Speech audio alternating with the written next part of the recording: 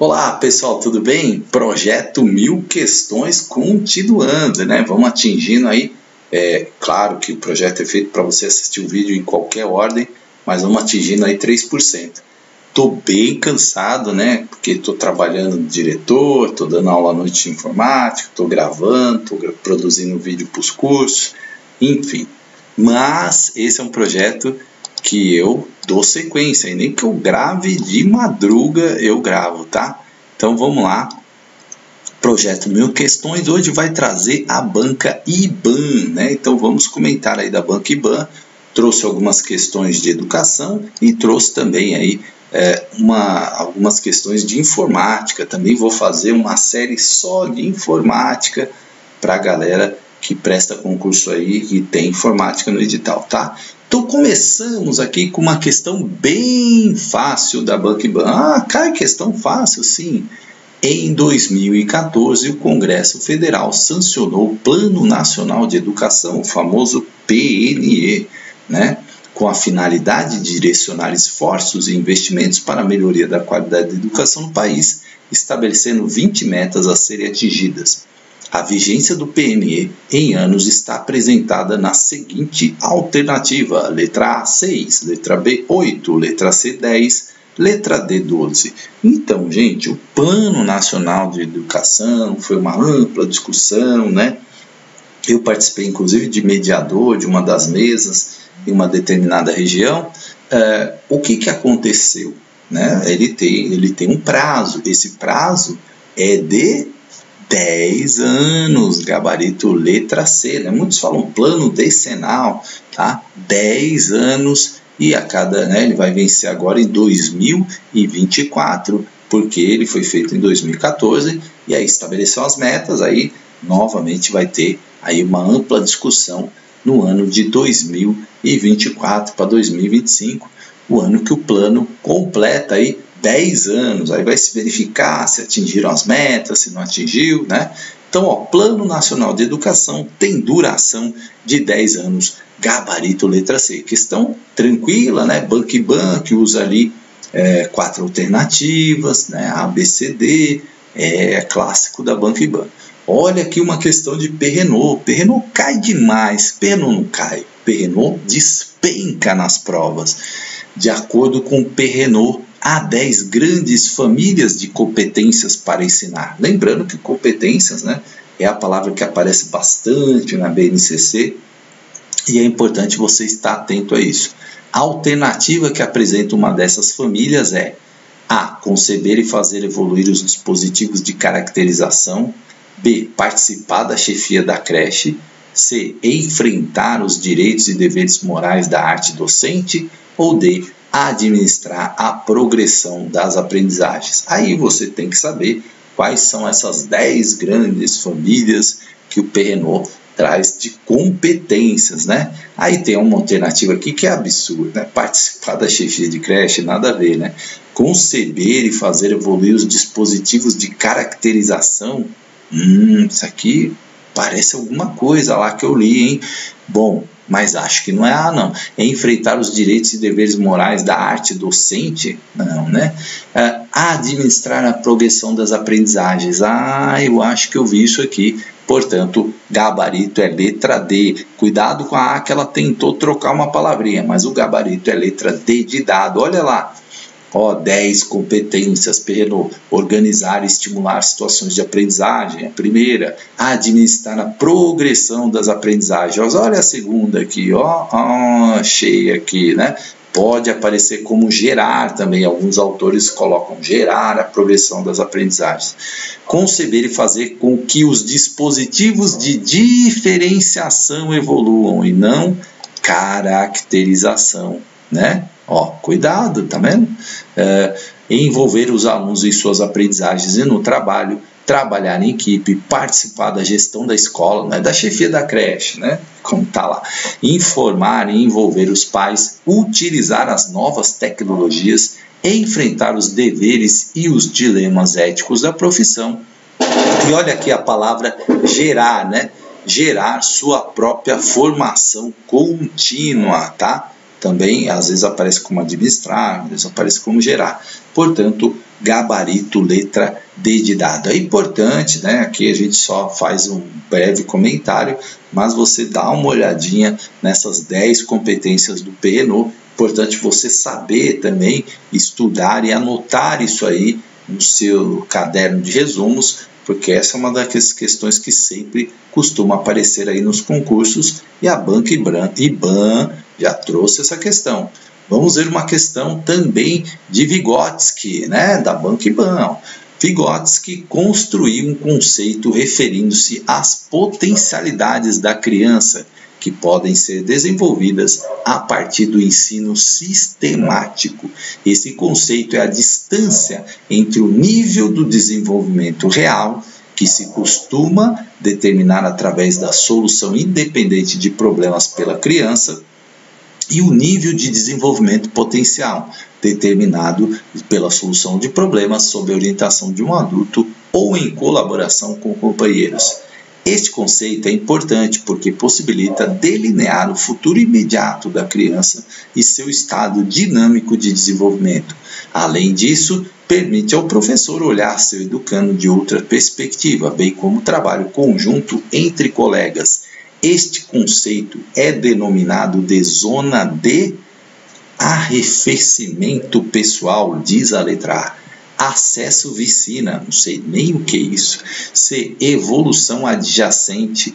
Ou D, desenvolvimento proximal. Veja que é uma questão clássica aí, falando de Vygotsky, né? E se você conhece um pouquinho de Vygotsky, quando ele fala do nível de desenvolvimento real e do nível de desenvolvimento potencial, e ele vai ter um conceito que se denomina zona de desenvolvimento proximal, gabarito letra D de dado. Vamos ver o que é a zona de desenvolvimento proximal, ou também conhecida como ZDP. É um conceito elaborado por Vygotsky e define a distância entre o nível de desenvolvimento real, determinado pela capacidade de resolver um problema sem ajuda, e o nível de desenvolvimento potencial, determinado através da resolução de um problema sob a orientação de um adulto ou em colaboração com outro companheiro, uma criança mais velha. É a série de informações que a pessoa tem a potencialidade de aprender, mas ainda não completou o processo. Conhecimentos fora do seu alcance atual, mas potencialmente atingíveis. A zona de desenvolvimento proximal define aquelas funções que ainda não amadureceram, mas estão em processo de maturação, funções que amadurecerão, mas que estão presentemente em estado embrionário, né? É aquela região ali, para traduzir aqui, onde você tem o seu conhecimento real. Então, uma criança que está aprendendo a ler e escrever, ela sabe algumas coisas, outras não, mas ela tem, né, o potencial. Se um adulto ajuda, ela chega lá, ela consegue resolver, ela consegue chegar, mas aí ela ainda tem umas dificuldades, né? Então, essa zona aí de desenvolvimento proximal é aquelas que estão amadurecendo ainda, né? Tem adulto que às vezes vê uma criança que não aprendeu a ler e escrever ainda, fica desesperado e tal, e às vezes sem necessidade, né? Porque ela está ali nessa zona de desenvolvimento proximal, ela vai chegar lá, né? Ela vai maturar as coisas e vai conseguir chegar aí na zona de desenvolvimento potencial que ela tem, tá? É mais ou menos isso para você entender aí a zona de desenvolvimento proximal. Lógico que isso cabe uma explicação muito mais profunda, mas aqui a gente está mas é um conceito importante. Falou em Vygotsky, você tem que ter na cabeça zona de desenvolvimento proximal, né? Que é aquela que está entre o nível de desenvolvimento real e o nível de desenvolvimento potencial, né? Então, é importante você entender isso, tá? Importante você entender isso, e aí, claro, como eu disse, requer uma explicação um pouco mais complexa do que eu estou fazendo aqui, tá bom? Vamos lá. 4. Responda a questão considerando a Lei 9394 de 96, que é a LDB, que estabelece as diretrizes e bases da educação nacional. A educação básica obrigatória gratuita é organizada da seguinte forma: pré-escola e ensino fundamental, pré-escola, ensino fundamental e ensino médio, ensino fundamental e ensino médio, educação infantil, ensino fundamental, ensino médio e ensino superior. Veja que aqui está falando a básica, a obrigatória, tá? A básica obrigatória. Qual que é? Teve gente que errou essa questão da Banquiban. Questão tranquila, hein? Ó, é pré-escola e ensino fundamental? É pré-escola, ensino fundamental e ensino médio? Opa, pré-escola é obrigatória, né? Quando que a criança entra na pré-escola? Quando ela tem 4 anos. E ensino fundamental? 6 anos, tá? Não esqueça disso. Tem a data de corte de 31 de março. Verdade, tem a data de corte, tá? Então, pré-escola, ensino fundamental e ensino médio são da educação básica obrigatória. Ensino fundamental e ensino médio, faltou a pré-escola aqui, ó, né? Educação infantil, quando fala de educação infantil, nós estamos falando de creche e pré-escola. A creche é obrigatória? Não é obrigatória, tá? O ensino superior é obrigatório? Não é obrigatório. Portanto, letra B de bola. Olha aqui, ó, artigo 4, letra B da LDB, ó, até rimou. Educação básica obrigatória e gratuita dos 4 aos 17 anos de idade, organizado da seguinte forma: A, pré-escola, B, ensino fundamental, C, ensino médio. Você vai ouvir minha voz falando isso. Isso aqui cai, que é uma beleza, despenca, cai de balde nos concursos e tem gente às vezes que erra. Então, presta atenção. Em educação básica obrigatória dos 4 aos 17 anos. Uma vez no canal, uma pessoa me perguntou assim: mas professor, se tem, né, um município acaba ofertando creche, se ele tem que ofertar creche, porque faz parte ali da educação infantil, não é obrigatório? Não, né? Não, nenhum pai é obrigado a matricular o bebezinho lá, não é obrigado. Agora, a partir dos 4 anos, sim, né? A partir dos 4 anos, torna-se obrigatório. 5. Para Zabala, a ascensão de um ensino baseado no desenvolvimento de competências vem motivado pela crise de pelo menos 3 fatores. Qual das alternativas que apresenta, né? Aqui ficou um porquê, ficou estranho, né? Que apresentam um desses fatores, tá? Qual das alternativas apresenta um desses fatores, né? Esse porquê não ficou bom aqui nessa questão. As mudanças na própria universidade. Zabala também é autor que despenca nos concursos, né? As mudanças na própria universidade, instituição que, apesar de ser pouco dada a inovações, a partir da necessidade de convergência europeia, está se replanejando profundamente tanto sua estrutura quanto seus conteúdos. Será que as universidades, né, são pouco dadas às inovações? Ficou estranho isso aqui, né? B, a maior pressão social sobre a necessária funcionalidade das aprendizagens. C, a abertura para os conhecimentos e problemas que circulam fora da sala de aula e que vão além do currículo básico. E D, a função social do ensino. E aí, né? A ascensão de um ensino baseado no desenvolvimento de competências. Olha as competências aqui, né, que aparecem na BNCC, que o Perrenot fala, né, e vem motivada pela crise de pelo menos 3 fatores. Aí ele citou um e perguntou se é um desses aqui. Qual que você respondeu? Qual que você respondeu? Já anota aí no seu resumo, né, do Zabala. Lembra aquele caderno, cria o caderno, escreve lá Zabala. Aí vai anotando as informações que você vai tendo. Olha aqui, gabarito letra C de casa.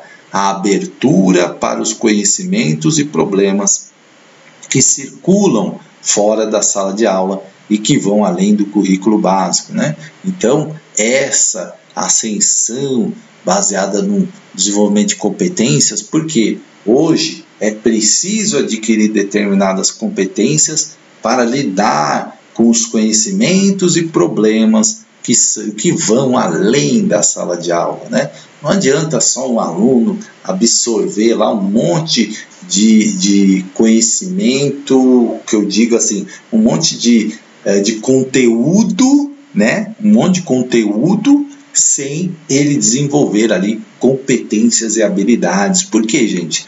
Porque os conteúdos, né, as informações, elas estão disponíveis. Hoje você dá um Google, né, você entra no museu, como eu falei, você consegue acessar o Museu do Louvre, você consegue acessar informações variadas, né, de sites científicos, e consegue traduzir com o Google, enfim, você consegue fazer várias coisas. Então, esses conhecimentos estão disponíveis. Então, aquele ensino conteudista perdeu um pouco o sentido. Mas, quando a gente adquire a competência, a habilidade de aprender a aprender, como diz Jacques Delors, né?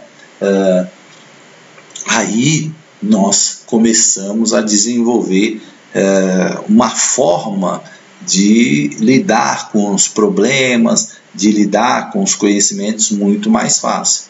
Por exemplo, eu tinha muita dificuldade de concurso, então às vezes eu ficava meio tentando gravar, né, decorar as coisas, e aí quando eu desenvolvi a competência, a habilidade de entender que eu não preciso saber tudo, mas que eu preciso entender o pensamento de um autor, que eu preciso entender o DNA da educação, expressão que eu uso constantemente, que mesmo que eu não tenha ali decorado a lei, gravado tudo, eu preciso entender o DNA da lei, e aí o DNA da educação ajuda muito, gestão democrática, né? Respeito, solidariedade.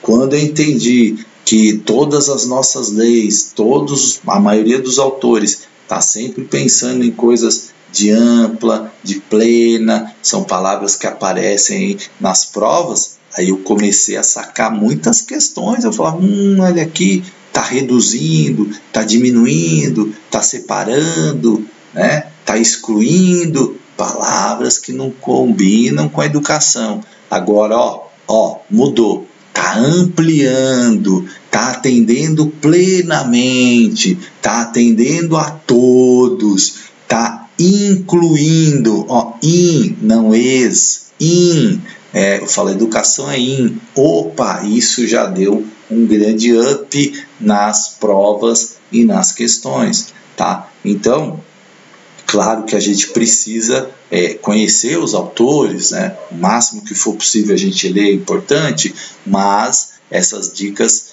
dão aí pontos valiosos, tá? Então, um dos fatores foi justamente isso, porque a educação, né, a sociedade se transformou e a educação também precisa ir além, como amplia, né? Além do currículo básico, né?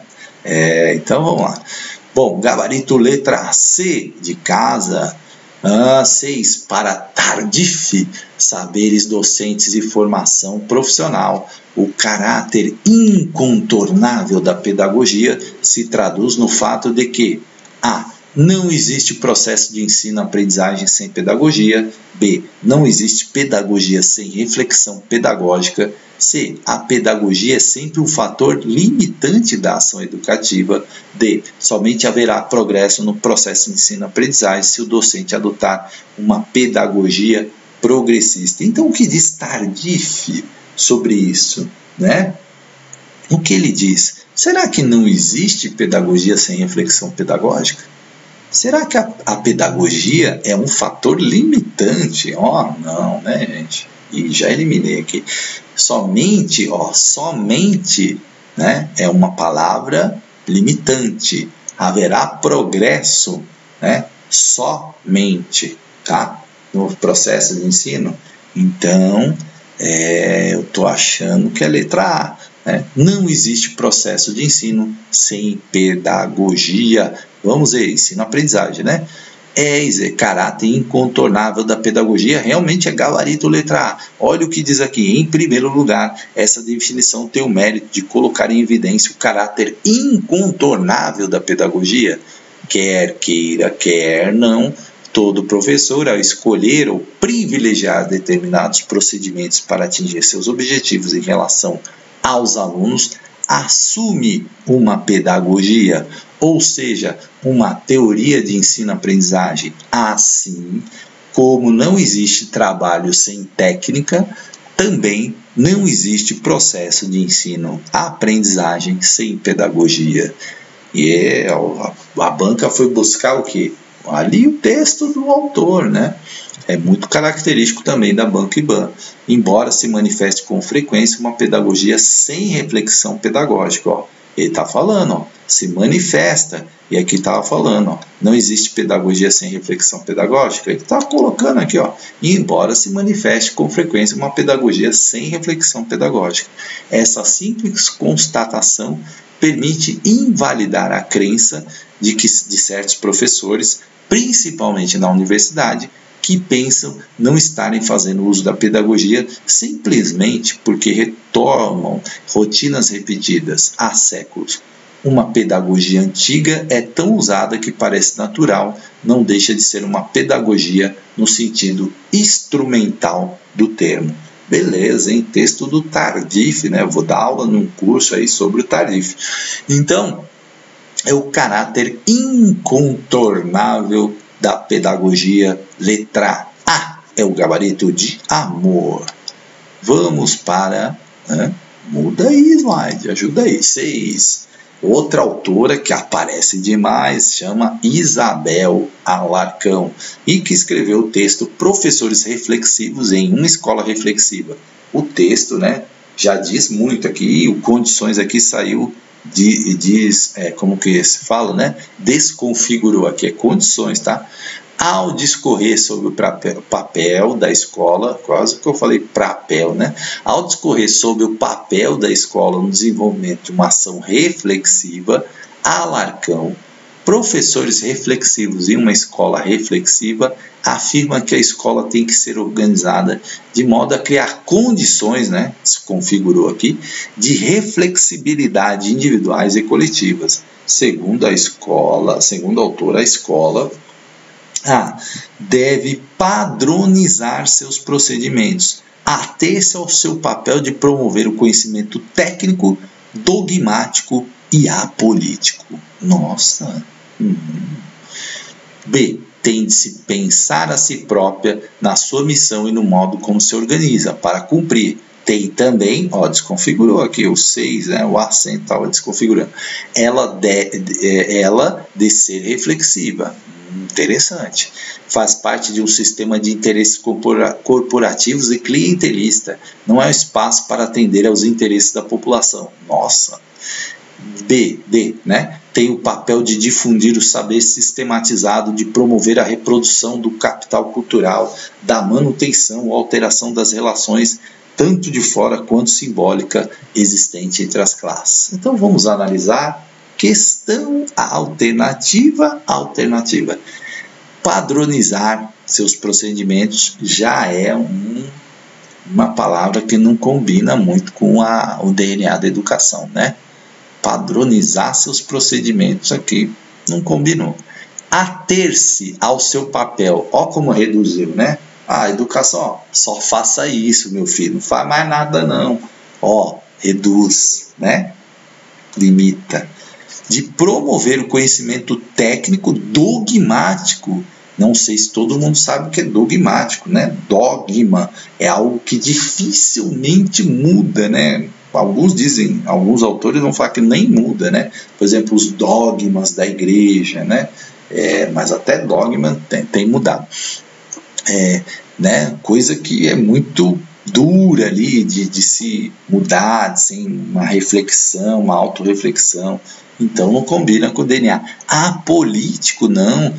Toda escolha, né? Vocês vão ouvir muito isso de vários autores. Toda escolha é uma escolha política, tá? Política no sentido de que eu estou escolhendo fazer alguma coisa que é de determinado espectro né, ideológico, enfim. Não existe, eu sou neutro, é a neutralidade, né? Tem gente que gosta de dizer que é neutro, né? Mas Então, apolítico aqui também não combina com o DNA da educação. Faz parte de um sistema de interesses corporativos e clientelista. Não é um espaço para atender aos... não, né? Aí, se a escola não é espaço para atender ao interesse da população, qual será esse espaço? D. Tem o papel de difundir o saber sistematizado e promover a reprodução do capital cultural. Reprodução é uma palavra que não combina com o DNA. Da manutenção. Não, vamos parar por aqui. Agora, estamos falando de professores reflexivos em uma escola reflexiva. Atentou para o título? Tem de se pensar a si própria. Isso é reflexão, né? Pensar a si própria, na sua missão e no modo como se organiza para cumprir. Tem também ela de ser reflexiva. Se ela está escrevendo sobre professores reflexivos em uma escola reflexiva, a resposta está no título, né? Olha aqui, letra B, de bola, né? Gabarito letra B, de bola. Professor, viu? Só prestando atenção na pergunta, você responderia essa. Aí tem muito aluno que fala assim, tem lá Isabel Alarcão, né? No edital, eu não vou conseguir ler. Às vezes a gente não consegue ler tudo, né? Aliás, conto sempre esse segredo para vocês. Nas vezes que eu passei em primeiro lugar, em nenhuma delas eu li todos os autores do edital. Mas, né, é importante a gente tentar lendo. E ir lendo, né? Então, a cada concurso que a gente faz, a gente tem que ler algum autor, outro, né? Não é só ficar nos resumos também. A gente tem que ir aprofundando. Porque isso vai te desenvolvendo, vai te ajudando a entender como que esses pensadores da educação contemporânea, né, estão formulando aí diversas teorias, e a maioria delas conversam entre elas. Tem diferença, claro que tem, mas elas conversam, então você vai entendendo, isso vai te facilitando o entendimento. Outro dia uma pessoa falou assim no canal, eu tenho dificuldade com os autores pedagógicos. Então o que você tem que fazer? Procurar isso. Paulo Freire está sempre caindo, a pedagogia da autonomia, leia. Está caindo sempre Thelma Weiss, leia. Está caindo sempre Jussara Hoffmann, leia, né? Porque aí depois você só vai, né, ali, pega o livro de novo. Isabel Alarcão, está caindo bastante, leia, tá? Não vou conseguir ler tudo, não tem problema. Mas, por exemplo, Perrenot, as 10 competências, leia, tá?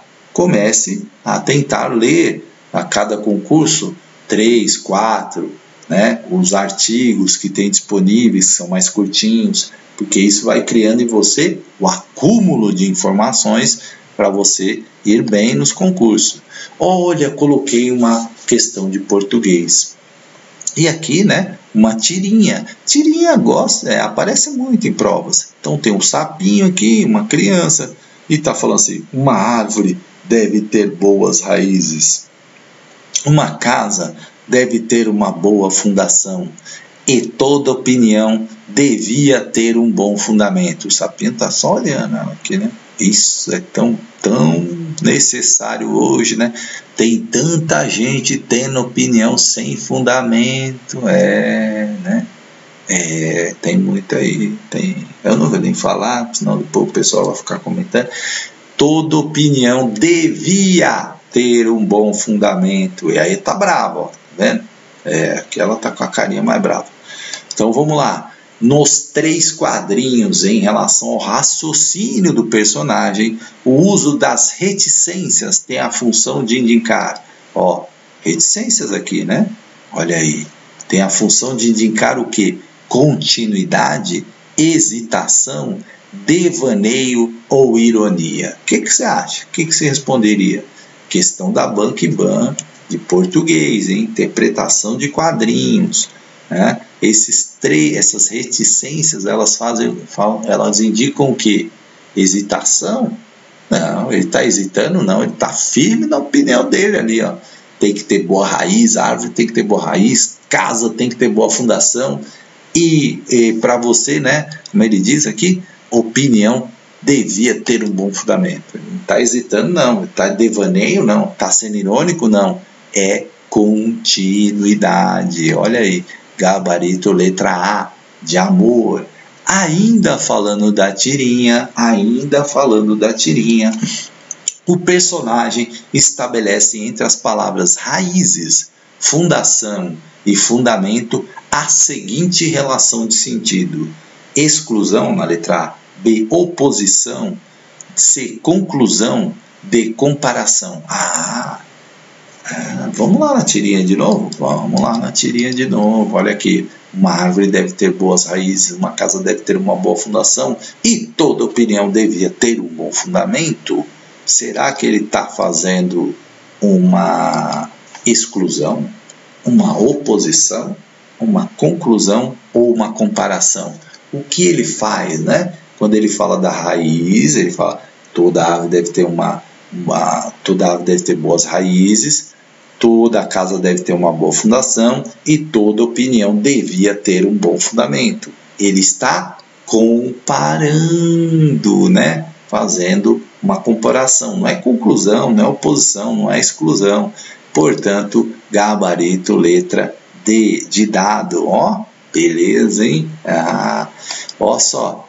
9. Uma de informática, né? Para trazer uma de informática, a palavra backup, né, em inglês, representa uma importante atividade, ou backup, não sei, atividade informática, com o significado de realizar o seguinte procedimento. O que é um backup? Né? A varredura no microcomputador para detectar vírus, na letra A. B, cópia de segurança para garantir a integridade de dados. C, uso de estabilizador para evitar instabilidades no roteador Wi-Fi de internet. E D, instalação de disjuntor na alimentação elétrica para proteção do equipamento. O que é um backup? É uma palavra conhecida, né? Vou fazer um backup, né?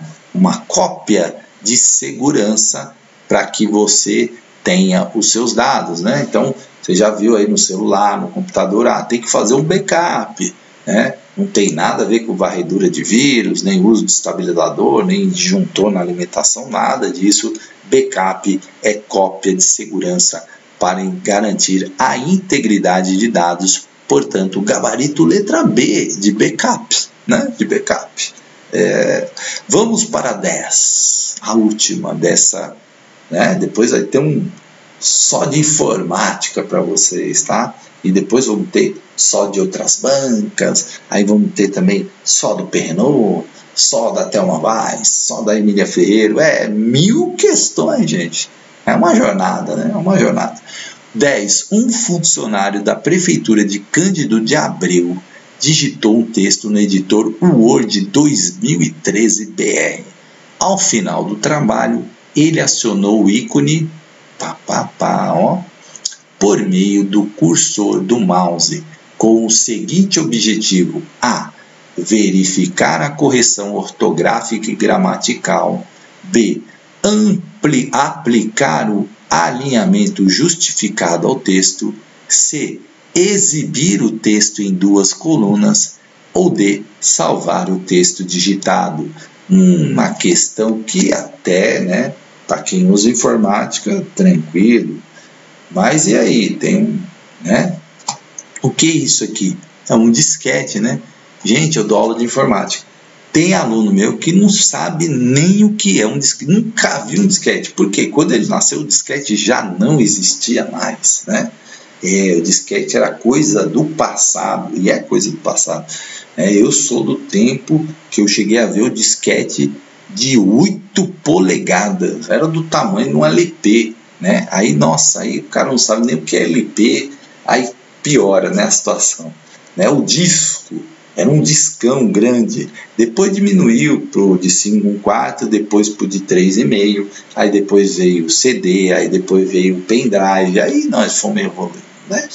Mas isso aqui é um disquete, e um disquete serve para quê? Ele também está lá no Word, né? Como símbolo até hoje do Word, num ícone lá, que serve para salvar, né, arquivos e salvar, no caso aqui estamos falando de Word, o texto digitado. Não tem nada a ver exibir o texto em 2 colunas, aplicar alinhamento justificado, verificar a correção ortográfica e gramatical, não.